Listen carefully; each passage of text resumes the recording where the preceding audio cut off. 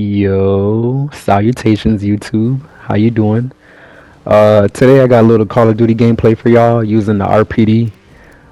Surprisingly, light machine guns are like exquisite in this game, and I only had this thing for like a week so far, so this was news to me. But you will see that in the gameplay. I absolutely went off.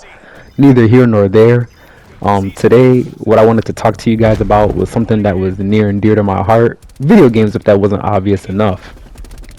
But I like to tell people that I came out of the womb playing games, so much Super Mario 64 and Zelda Ocarina of Time, when I could barely even understand how to beat these games at a young age. But I already knew as soon as I touched the controller that this was going to be one of my favorite hobbies and passions.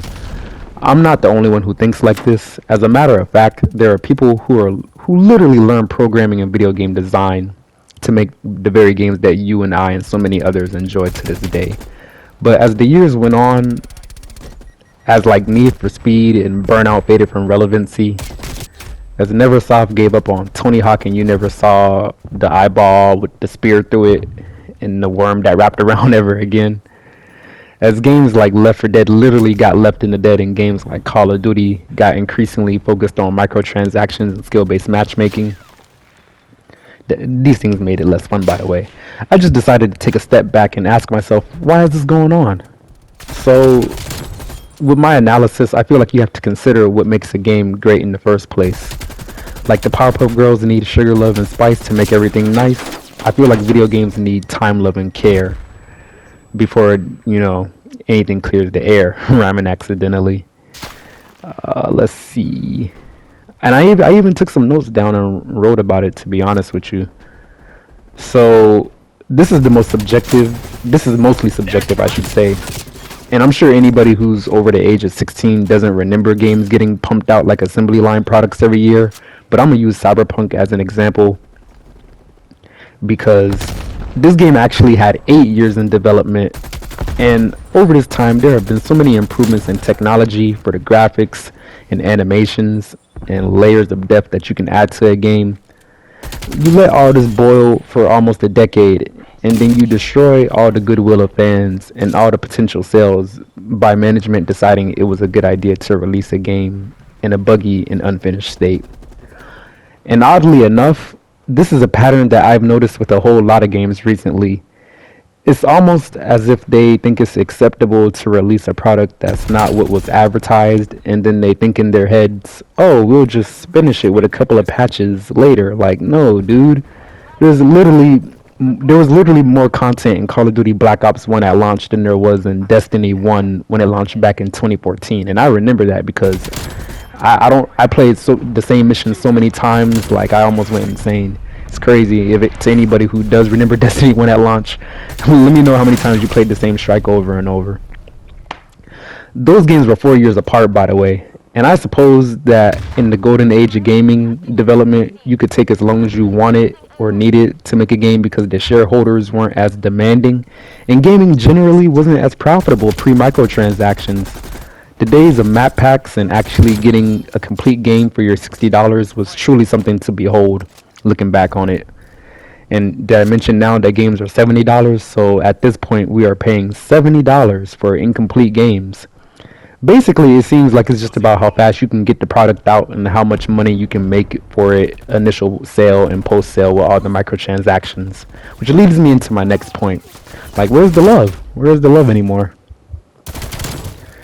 And so listen, I understand that these gaming companies are businesses at the end of the day and their job is to make money, but pun intended, at some point you gotta ask yourself, like, what's the cost? And when I say that, I'm not really talking to developers in the cubicles because I know for a fact they love and care about what they do. Otherwise, they would have never gotten to that profession in the first place. This is more like a question aimed at the game studio management and publishers and shareholders. What's more funny to me is that I feel like the publishers and shareholders literally do not play the games or care for them at all. These are just businessmen who want to maximize profit no matter what the possible ramifications are to the consumers who actually play the games.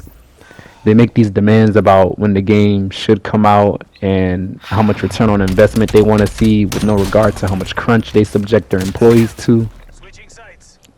Multiple companies, I heard, working developers 60 to 80 plus hours a week, especially for games like Fortnite that constantly crank out content.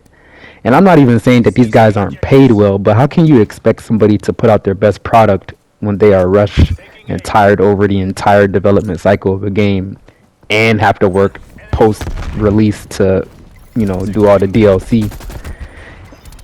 Taking all that into consideration, it's no wonder games come out in such a bare bones and buggy state as they do.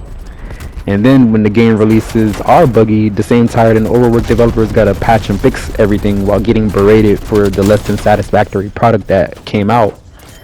And it's almost like the people responsible for the decisions that messed up the game release in the first place face no consequence other than maybe a little bit of loss of money. It's an unfortunate dynamic in the gaming industry because for so much love and passion that is there, a lot of it goes tarnished by overwhelming greed. And just to relate it to another industry, do you think Gordon Ramsay will put out undercooked food and just take it back and fix it later? No, of course not. He actually cares about how the customer feels. And that transitions me into my last point, which is care. What do you care about as a customer purchasing a product, specifically in a video game? I just feel like the one thing that any consumer shouldn't even have to debate is, are we getting what we paid for, a complete product, not being misled? That's the least one can hope for, right? I remember back when video games used to amaze me on release days. My friends we look out across the gaming landscape and we look back on the days of like Halo 2 and any Call of Duty that came out before 2015 was so much hype and anticipation, whereas now we look at release dates with caution and skepticism rather than, looking forward to anything. And that's such a far-fetched reality than what I expected for the future of gaming. Like, if you would have asked me what I thought gaming was going to be like when I was 15 and 10 years later, I would have expected, like, just a constant exponential growth in, like, quality of gaming. And it's kind of like the resources have gone up, but the quality overall has gone down. And it's wild to me. And I'm sure it's an even more jarring experience for the people who make the games, because there's no way they put all their time and effort and energy into something to not see it do as well as possible. I know they care about what they do and the happiness that their games can bring to other gamers. I think it's more about the shareholders and decision makers about these games. They need to take the customer's happiness into consideration, or at least the people, at the very least, the people who make the important decisions in these fields. They need to play games and actually experience what the general person does.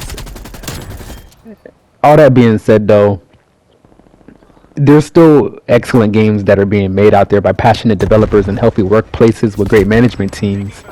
I just think we need a little more time, love, and care in the gaming industry, and not to think so much about profit. All that being said, though, what do you guys think? Have you guys noticed the increase in buggy and unfinished releases over the years? Like, let me know what you guys think in the comment. And if you enjoyed today's topic or the gameplay in the background, a like and subscribe is always appreciated. If you want to interact with me on socials, you can follow me on Twitter at BlackGuy223. I'll be seeing you guys in my next video. Peace out.